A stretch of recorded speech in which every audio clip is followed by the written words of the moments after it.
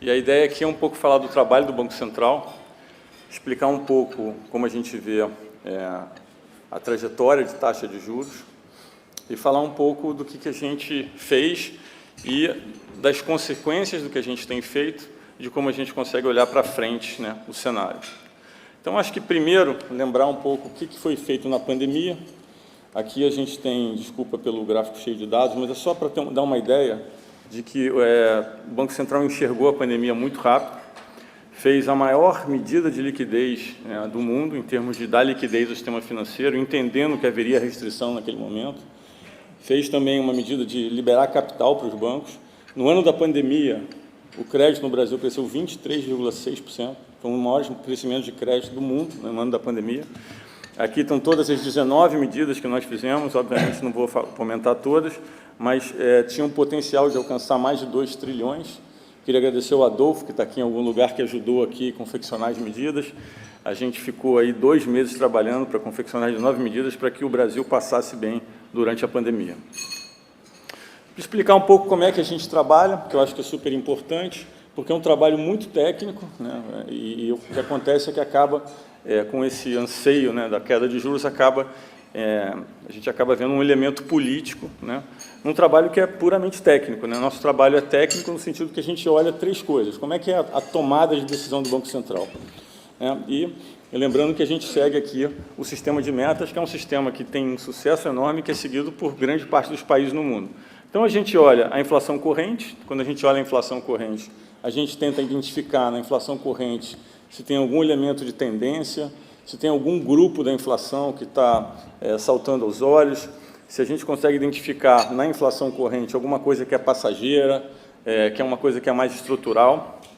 A gente olha também o hiato do produto, que é basicamente qual é a capacidade da economia, no presente momento, de crescer sem gerar inflação. Então, a gente olha a inflação corrente e olha a capacidade da economia de crescer sem gerar inflação. Isso é feito através de vários modelos, né? Tem uma equipe muito grande do Banco Central que fica fazendo modelagem, são 2 dias de reunião, tem um dia inteiro que é só de revisão de modelos. Então, a gente fica qualificando qual é a capacidade, né, que a economia tem de crescer sem gerar inflação. E depois, como tudo que a gente faz demora mais ou menos de 6 a 12 meses para ter feito, a inflação de hoje eu já não tenho mais instrumento para remediar. A inflação de 2 meses daqui para frente, eu também já não tenho mais instrumento. Então, eu tenho que olhar para frente. O nosso instrumento, como leva de 6 a 12 meses para fazer efeito, eu tenho que olhar a expectativa à frente. Então, a gente olha as expectativas de inflação e a gente olha a expectativa de inflação de várias formas. A gente olha a expectativa de analista, a gente olha as inflações implícitas no mercado, a gente olha, às vezes, índices de consumidor. Então, assim, é uma amostragem ampla. Quando a gente olha nosso sistema de meta de inflação, a gente vê aí as bandas que a gente adotou e desde o começo da implementação do sistema de metas. Eu escuto muito as pessoas dizendo, não, mas o Banco Central do Brasil nunca respeita a meta. Na verdade, a gente passou da banda de cima da meta 7 vezes, que curiosamente é o mesmo número de vezes que o Chile passou, que o Peru passou, acho que a Colômbia foram 8 vezes. Então, está mais ou menos na média dos países que adotaram a meta de inflação, o sistema de metas, mais ou menos nesse período. A gente vê que a meta é cadente, a gente tem uma meta que vai até 3%, né? E que a gente tem aí seguido as bandas, e que grande parte do tempo tem ficado dentro das bandas. Tem também um debate sobre metas, que é super importante no Brasil, e aqui a gente mostra mais ou menos a trajetória das metas comparando com alguns outros países. Então, a gente vê que em 2021 e 2022 a gente veio com a meta cadente. Olhando os anos 23 e 24, o Brasil, na verdade, se encaixa, né, com uma meta de 3% nesse grupo de países que tem meta de 3%, tem um outro grupo grande que tem meta de 2%, tem alguns países que têm meta diferenciada. Aqui, notadamente, a gente tem a África do Sul, que tem uma meta de inflação mais alta, e a Índia, que tem uma meta mais alta e uma banda mais alta, porque lá o componente de alimentos na cesta é muito grande, e alimentos é muito volátil, então eles adotaram dessa forma. E aí a gente olha uma parte do que a gente usa no nosso instrumental, que é a expectativa de inflação, e aqui tem uma coisa interessante que aconteceu. De novembro para cá, as expectativas de novembro do ano passado para cá, as expectativas de inflação começaram a se deteriorar, né? Tanto 2025 como 2026. Aqui tem um debate de o que é incerteza fiscal e tem um debate do que é o debate sobre a meta de inflação, né? Uma vez que o executivo fala da meta, o mercado entende que a meta pode subir, então ajusta um pouco também. A gente olha também a parte de mercado. a gente vê até curiosamente que as inflações de mercado vinham caindo e mais recentemente, mais ou menos nos últimos dias, aí, ela deu uma volta com o anúncio do texto do arcabouço, mas ela está num nível assim, ainda bem abaixo do pico que a gente teve ali, vamos dizer assim, no momento de maior incerteza. E aí a pergunta mas será que vale a gente seguir o sistema de meta? Será que esse sistema de meta é eficiente? Será que a gente está fazendo a melhor coisa? E a gente olha exemplos de países que tinham um sistema de meta e que abandonaram o sistema de meta. Acho que a Argentina, notadamente, é um país que primeiro aumentou a meta, depois aumentou a meta achando que isso ia dar flexibilidade, e então resolveu cair os juros. A gente vê aí no cronograma exatamente o que aconteceu, e a gente tem a comparação da inflação brasileira com a Argentina, que vinha mais ou menos parecida, e a inflação argentina, então, disparou, nos últimos anos, um abandono total do sistema de meta, um abandono total da autonomia do Banco Central e um preço muito caro que os argentinos estão pagando hoje. A Turquia é um caso mais ou menos parecido, onde a gente vinha com um sistema de meta, que até é um sistema de meta que funcionava relativamente bem, e aí, ao longo do tempo, foi testada uma nova teoria de que você poderia se endividar um pouco mais, localmente, em moeda local. O que aconteceu realmente na Turquia foi que, eventualmente, foi se abandonando o sistema de meta, a inflação foi subindo, e, no caso da Turquia, onde sentiu mais foi na moeda, a moeda desvalorizou mais de 100%. A inflação hoje lá está em torno de 70%, e tem um juro real negativo. Então, para aqueles que acham que o juro real negativo é sinal de um país saudável e de crédito abundante, basta olhar para a Turquia, que tem um juro real negativo, não tem crédito abundante, não é saudável, e foi um dos maiores aumentos no índice de pobreza dos últimos tempos. Então, aí a pergunta o Banco Central atua de forma autônoma ou ele, em algum momento, é agente político? A gente escuta muito isso também, Eu acho que é importante aqui a gente categorizar o que o Banco Central tem feito. E esse gráfico da direita mostra, basicamente, que o Banco Central fez a maior alta de juros no ano de eleição na história do Brasil e do mundo. Eu tinha primeiro olhado só o mundo emergente, depois olhei todos os países. Nunca houve uma história de juros no ano de eleição. Inclusive, se a gente olhar 15 meses da eleição, que é quando começa já a fazer efeito os juros, nunca teve nada parecido. Então, mostra que o Banco Central atua de forma bastante independente durante o processo de eleição. E isso tem várias vantagens, porque na política monetária, quando você atua antes, o custo é menor. E aí a gente fez a pergunta, mas e se a gente não tivesse feito isso? E se o Banco Central não tivesse subido os juros no período de eleição? Então, tem alguns modelos para a gente ver o que é o contrafactual. Essa metodologia está aberta para quem quiser verificar. Então, basicamente, se a gente não tivesse subido os juros, a inflação não seria 5,8%, seria 10%. A inflação esperada no outro ano seria 14%.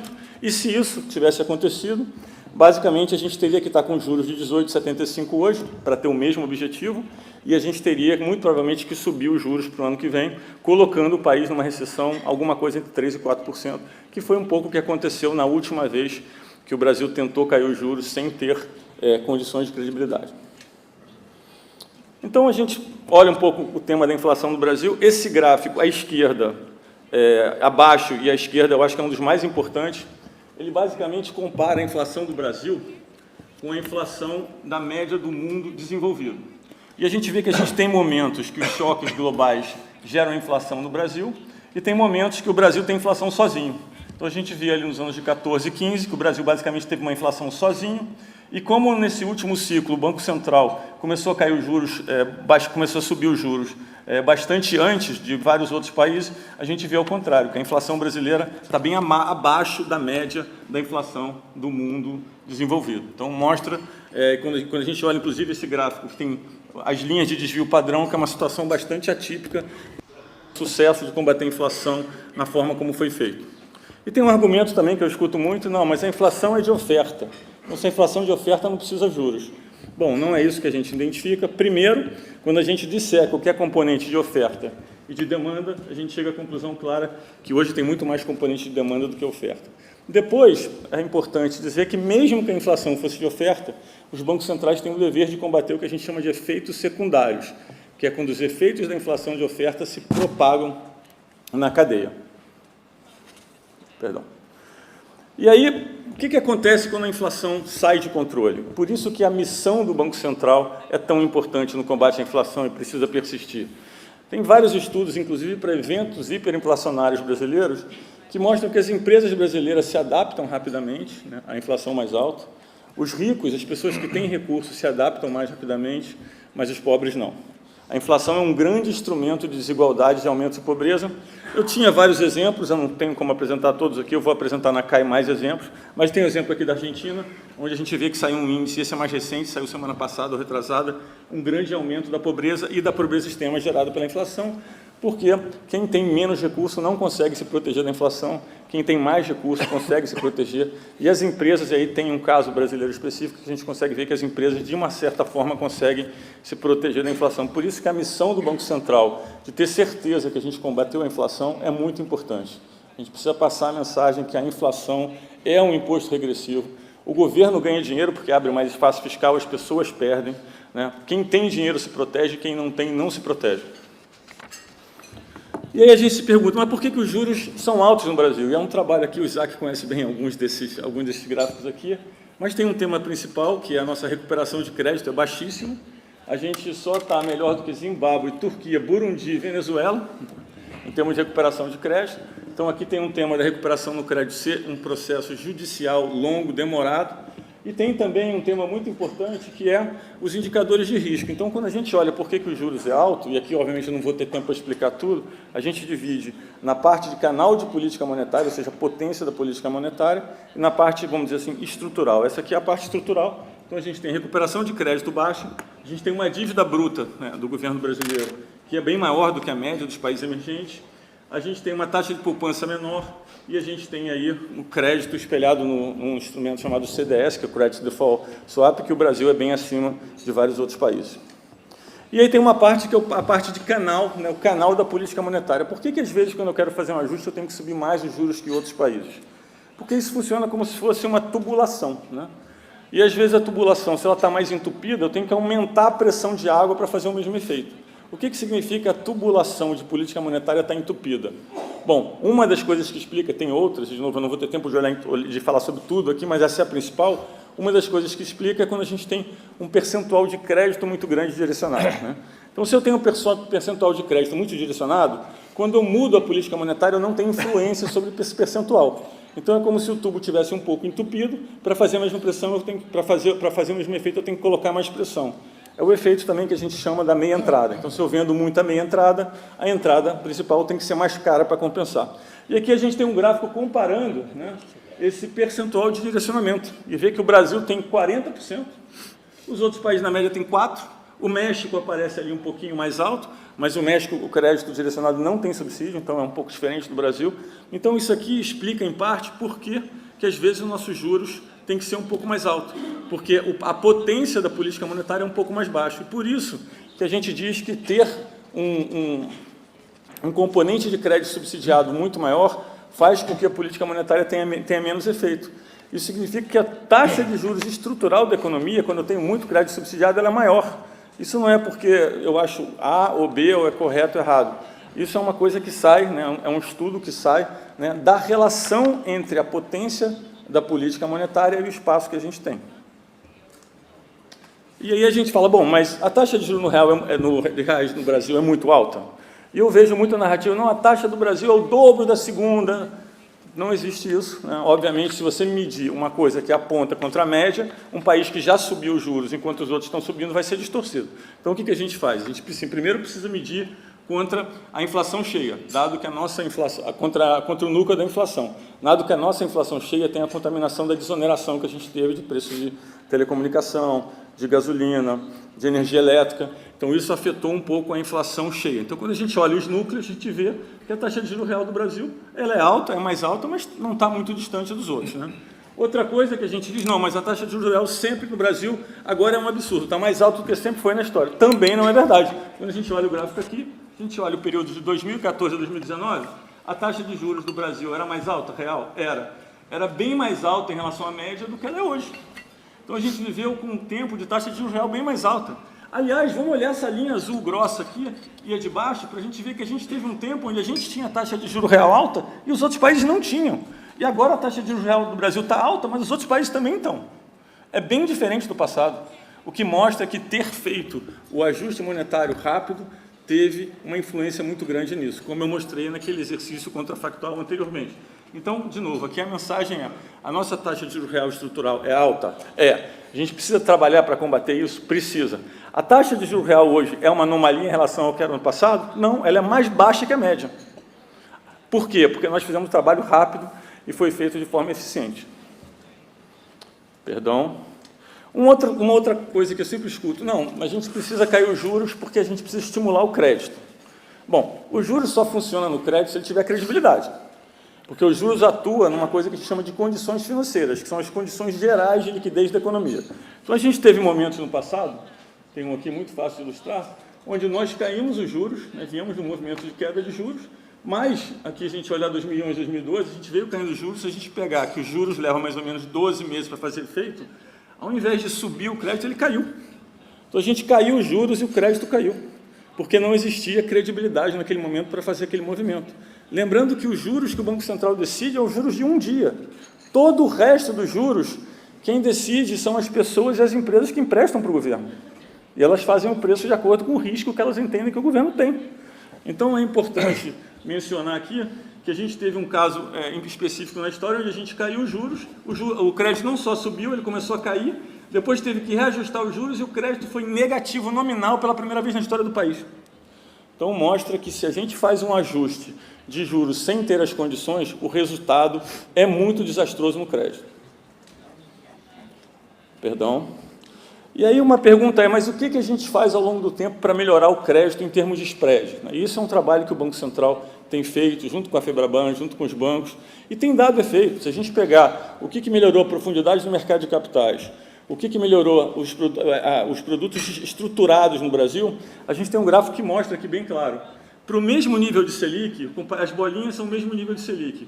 A gente tem uma taxa de juros média, hoje, de 58 contra 71. Se a gente olhar aqui no gráfico, na tabelinha da direita, eu fiz todos os produtos, a mudança que teve, de dezembro de 2016 para fevereiro de 2023, exatamente quando a Selic estava na mesma taxa. Então, eu peguei uma taxa de Selic lá atrás, uma taxa de Selic agora e disse, olha, as medidas que foram feitas baratearam o crédito. Poderia ter sido melhor? Claro que sim, mas teve um efeito bastante relevante aqui, em alguns casos caindo 12%, 15%, 16%. Né?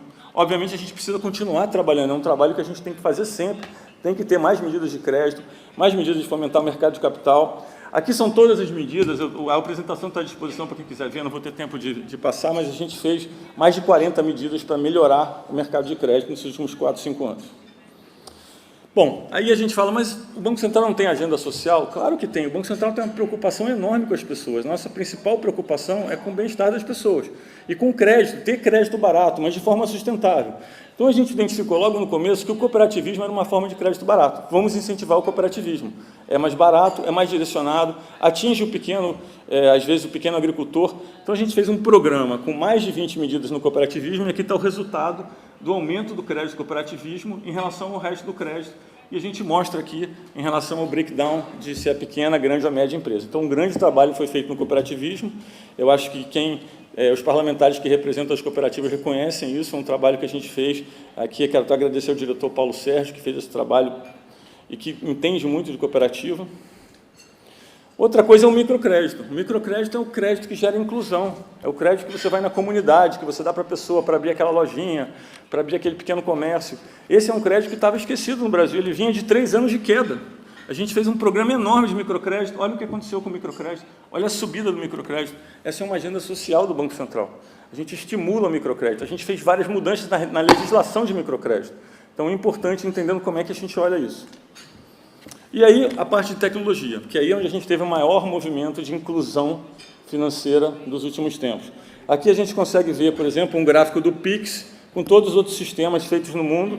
Então, a gente vê um gráfico de adoção do Pix, a gente vê que realmente foi uma coisa que nunca aconteceu na história. A gente vê o crescimento. E aqui é um estudo feito pelo BIS que mostra a inclusão financeira com o Pix. Então, a gente tem uma linha azul, que é o total de usuários de Pix, e a gente tem a linha vermelha, que é a bancarização. Então, a gente vê que à medida que o Pix entrou, as pessoas se bancarizaram. Teve mais ou menos uns 9 milhões de contas que foram abertas. Hoje a gente sabe que até quem é a pessoa que pede dinheiro no sinal de trânsito ou vende aquela coisa na rua, usa Pix, né? Inclusive, eu tinha um vídeo aqui que me falaram que eu não podia mostrar, porque eu tenho que preservar a identidade das pessoas, né, que é lá lá do estado do nosso querido senador Davi, que é tartarugalzinho, que é uma pessoa que deu um depoimento que diz que na cidade não tem banco, não tem nada e tudo é feito com Pix. E que antes eles tinham que mudar, ir para outra cidade para fazer negociação e agora é tudo feito com Pix. Então isso mostra a influência do Pix na vida das pessoas. E aqui no gráfico da direita mostra que quanto mais pagamento instantâneo você tem, mais você formaliza a mão de obra. Tem uma agenda de Open Finance importante também, não vou ter muito tempo para falar, mas é para gerar competição no sistema financeiro. A gente tem avançado bastante nela. Tem o Real Digital, que é uma inovação. O Brasil vai ser um dos primeiros a ter o piloto, a Índia já teve, a gente vai fazer aqui, já no mês que vem começa o piloto do Real Digital. A gente tem alguns projetos em relação a isso. E isso aqui é como vai funcionar, como a gente entende que vai ser o sistema financeiro daqui a 1 ano e meio, 2. A gente vai ter um aplicativo onde você vai ver todos os seus bancos. Hoje você já consegue entrar no seu banco e ver informação de outros bancos. Já tem bancos que estão enviando mensagem para os clientes quando eles têm cheque especial para mudar para outro produto. Isso significa competição online, com comparabilidade e portabilidade instantânea. Então, essa é uma agenda muito importante. Então, eu queria aqui só fazer um resumo de tudo dos pontos mais importantes que a gente falou, para que fixe bem. Então, o Banco Central tomou várias medidas de enfrentamento, né, da Covid, e inclusive caiu os juros para 2%. Foi o primeiro Banco Central, um dos primeiros a subir juros, e foi o primeiro a ter uma inflação caindo, né, em relação ao pico de inflação. Identificou rápido que tinha um elemento de demanda. A decisão do Banco Central vem de um framework técnico, olhamos a inflação corrente e ato expectativa. O Brasil tem uma meta de inflação compatível com a de vários outros países emergentes. A inflação desancorada faz com que o custo de desinflação seja muito mais alto, muito mais duradouro. Países que abandonaram um sistema de meta entraram em um ciclo de inflação muito alto. O BC sempre atuou de forma autônoma e fez grande subida de juros em anos de eleição, como eu mostrei aqui também. Se o BC não tivesse feito isso, teríamos uma inflação hoje provavelmente muito descontrolada e um custo para a sociedade de trazer a inflação de volta muito maior. A inflação é o imposto mais regressivo que existe, transfere poder de compra, né, do governo, das pessoas para o governo, e é um causador de desigualdade. O Brasil sempre teve juros reais mais altos, mas agora são inferiores à média e precisamos trabalhar para que eles caiam mais. O Brasil tem diversas causas específicas que explicam isso. As reformas estruturais feitas nos mercados de crédito fizeram que o spread caísse muito nos últimos 4 anos, como eu mostrei aqui também. O BC teve a maior agenda inclusiva da história, né, com cooperativismo, microcrédito, educação, e nos últimos 5 anos promoveu a maior revolução financeira que a gente viu nesse país, através do PIX, que é só o começo, porque tem outras coisas que estão vindo na seguida. O Banco Central é um órgão técnico que toma decisões baseadas em critérios técnicos e transparentes. O timing técnico é diferente do timing político, e por isso que a autonomia é importante, para dar à sociedade a garantia de que a gente tem funcionários técnicos tomando decisões técnicas sem viés político. O custo de combater a inflação é alto e é sentido primordialmente no curto prazo, mas o custo de não combater a inflação é muito mais alto e perene. Espero, através de eventos como esse, poder explicar à sociedade o trabalho do Banco Central e a contínua preocupação que temos com o bem-estar dos brasileiros. Muito obrigado.